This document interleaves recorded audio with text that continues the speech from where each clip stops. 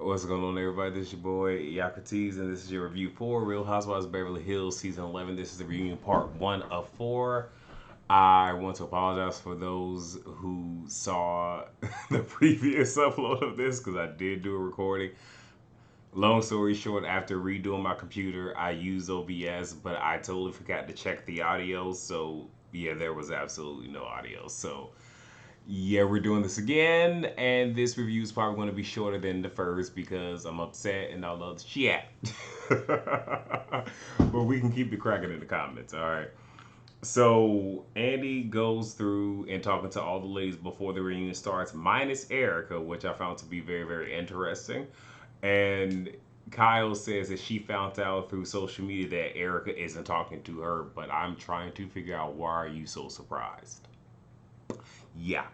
So we're now physically doing the reunion. Andy goes across the room. The last person he talks to is Erica. I was shocked that we started to get a little bit of the Erica stuff so early.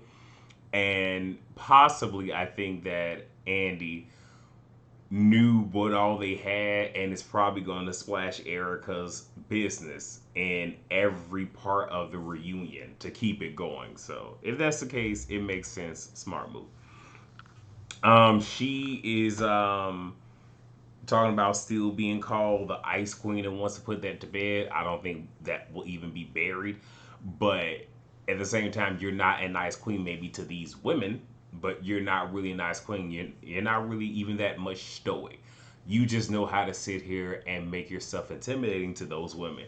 Trust me when I say most of the European American women would not last on Atlanta. I said what I said. She talks about people's perception of her being cold and lacking empathy, but you did throughout the season. Now, she did make a good point. I believe it was the last episode or the episode before, where if she's having too much fun, she's not having empathy for the victims. If she is downtrodden, then it's this, and it's one of those where you can't win for losing at the same exact time, but you've also helped to create this environment because had you jumped in front of it, literally throwing your husband out there and let him be the sacrificial lamb, but you didn't do that, and also trolling people online, that doesn't help. It doesn't. So it is what it is. You brought this on yourself. She wants the alleged victims to be made whole of Tom's alleged misdoings. Baby girl, this word allegedly, you need to understand when and how to use it because you're not using it right. And the fact that on the show you acknowledge that these were victims, but now they're alleged victims, doesn't help your case. Nevertheless, she's asked a question, what was it like watching the show back? She said it was hard, and I don't think that it was necessarily hard for her to hear, like, just reliving things, but I think part of it was she saw where she was slipping, how her story wasn't consistent, and in addition to that, who she thought was going to ride for her didn't ride for her. But hey, it is what it is. She was asked, "What about the women?" And this was more or less what the women had to say, mostly when she wasn't around or in their confessionals. Says there was anger, disappointment, sadness, but there was also hope. I don't think she really believes the hope part, but okay. All the ladies are asked, did any of them reach out to their attorneys? The only other person to add to that that never did was Crystal, but she did a roundabout way of saying, and I'm adding extra to it because I knew what she meant, is I'm on television. This is my first time doing reality TV. I don't know what's going on. So, I was just trying to make sure I was good. Plus, I consult with my lawyer all the time. Boom. So then we hold on.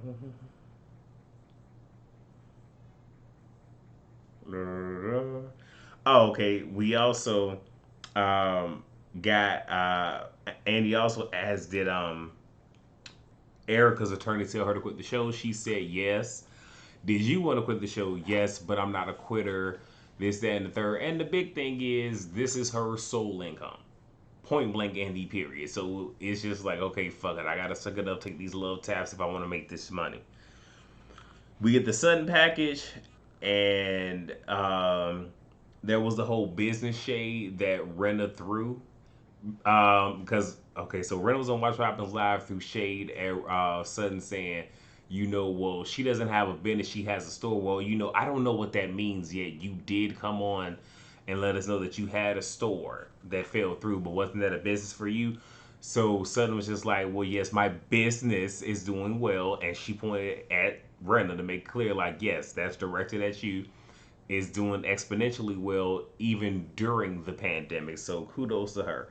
The playdate comment came up when she was saying that her kids wouldn't have a playdate with Renna's, and she was like, well, their mother grew up in Hollywood, this and the third. My kids, well, or should I say, my kids did not grow up in Hollywood, because I'm not that mother, blah, blah. That was bullshit, but I just need, again, I need for Sutton to stand 10 toes down to her shit, just be honest, keep it a buck, keep it 1,000. All right, that's all we need you to do. She moved into her house a week before the reunion, so she's officially in her own place.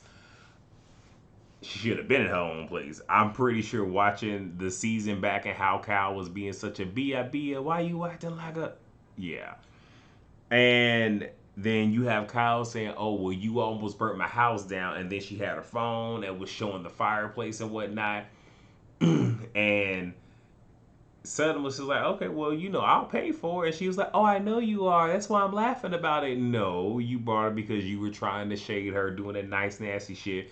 Cal always comes to the reunion with something to sit here and try to come at somebody and embarrass somebody about it.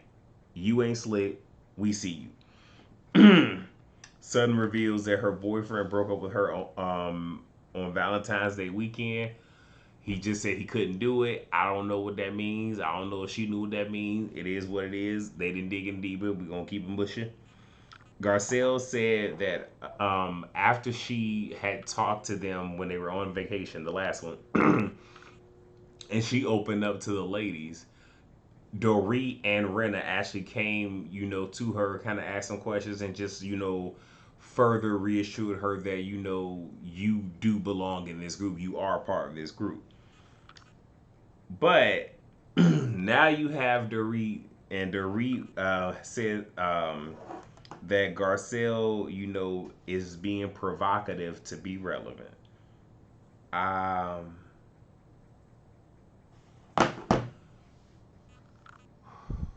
this because we got into the Dorit and Garcelle segment.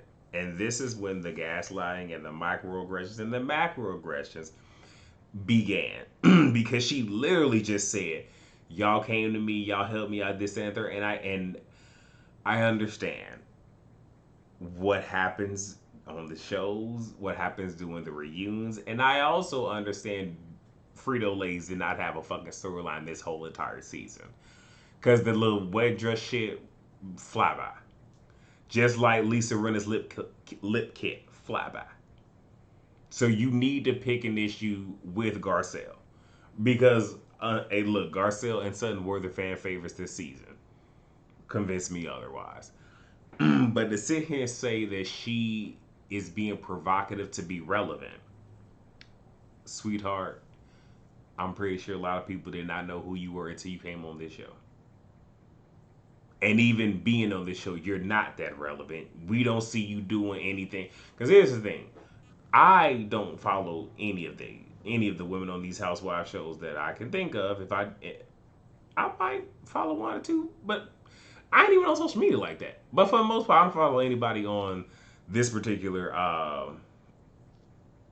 franchise. But I do know that Garcelle is on the real, though I don't watch the real.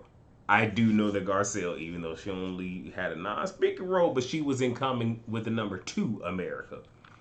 But she booked and busy. She's on different magazine covers and whatnot. She's very relevant, sweetheart. Very relevant. Anyway, Garcelle wants her to give her an apology for the bully word, and even one of the fans or whatever had made mention of the fact that her using the word bully is almost trying to paint her as being an angry black woman. And I'm pretty sure I've said that on Really BTV's channel. because we do our group review of the show on Thursdays. But yeah, and then what I really didn't like is when it was the like us dealing with Garcelle and dealing with what's that girl name? Frito Lay's. Frito Lay's don't need y'all help. Cause here's what's funny. It went from just Frito Lay's to now Frito Lay's and Rena coming at Garcelle. Now it's a 2-on-1. And then there were points where Erica kept jumping in. So it's funny how, and this further proves Garcelle's point where she's like, I don't belong in this group because nobody defends her. And as much as I would love for Sutton to do that, that's not who Sutton is. It's not. But no one else is saying anything because the only other lady that is available to defend Garcelle is Kyle. She ain't finna say shit. Now Kyle was giving that look of oh shit, and that old shit look was oh Black Twitter finna eat y'all ass up. They finna eat y'all ass up for coming at Garcelle. And fuck it, all the Twitter did. It wasn't even just Black Twitter; it was all Twitter. And then Rena even tried to assert herself, and Garcelle's just like, "We gonna get to us in a minute." And she's yelling at Garcelle, saying, "You can't tell me what to do. You can't tell me what to say." And this is one of those where, why are you yelling at her? Because nothing was done or said to cause this yelling. But no, you're causing this yelling because you want this African American woman to come out of her body, get y'all together, roadhouse kick y'all ass, roadhouse. And then you can sit here and break down because I don't know why I'm being attacked. Even Frito Lay's for the first time really having, and I even went up for you early in this damn season. I went up for your ass. But go yell at Garcelle, and Garcelle like, you know what? Go ahead, say what you gotta say. And I can appreciate Garcelle for being controlled enough because she could see the forest for the trees. Yet I'm pretty sure every African American, Haitian American, and Haitian person just wanted Garcelle to just take the shackles off your feet so you can dance and dance all over their motherfucking faces. But she ain't do it. Garcelle's a class act, so it is what it is. You even had Crystal saying, okay, well, because the Reese thing is you say things behind our back but not to our faces. And he's like, okay, but everybody does that in their confessionals. And Crystal thing is, well, my only thing is you said the comment of, well, I don't know you. And Garcelle said, yeah, but here's the reality. Nobody knows you. Nobody knew you, Crystal. Know your husband. Don't know you. We can say that about a lot of housewives. So, okay, you're looking for a reason to pick with Garcelle. And the crazy thing is Garcelle even said you, her, and Sutton are on the outs with this group. Like, but okay, you gonna try to get in where you fit in, and trust me when I say a lot of people stop seeing it for you, like after the first quarter of this season. But okay, all right, do what you gonna do, and then Dorit even kind of piggybacked off that with the whole, well, you said you were Team Sutton, but why didn't you say that to the other girls? But the reality is everybody knows that she's friends with Sutton.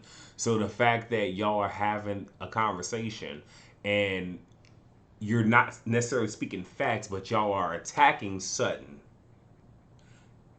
while and Sutton ain't there, but her friend is.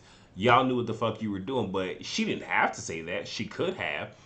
And when I tell you, Garcelle cleared her ass so quick when she said, but you weren't even there for that. Shut it down. Then we get to her and Rena whole thing is, well, you've been punishing me this whole season, this, that, and the third. Andy even alluded to, no, I don't think it was Andy, I think it was Erica that alluded to her punishing Rena this season. And she's like, well, I'm not doing that anymore. I can appreciate her for, saying that, yeah, I was, but the reality is, trust takes time. But you had Rena that kept trying to, she was, when I tell you she was searching for buried treasure, trying to find some type of relevancy, because she ain't had a storyline on this season either. Talking about some, well, you said we move forward. She like, no, I said that I was open to it. And she had a comeback for damn near, not everything, but damn near everything that Renna was saying. But Renna was just looking for a reason to have an issue. And you quickly go from that to, well, let me go over here and let me hug you and convince you to say we're going to make this thing happen again. But she got mad because she was saying that Garcelle threatened her job and Watch What Happens Live. No, that's not what happened. What happened is she said Denise said that she, is open to coming back, but somebody got to go. This is what Denise said. They ain't what Garcelle did. This was Garcelle quoting Denise. But again, you need to have a reason to be mad at her. And then she really got upset when Garcelle said, well, someone told me that you were upset that I brought race into the show.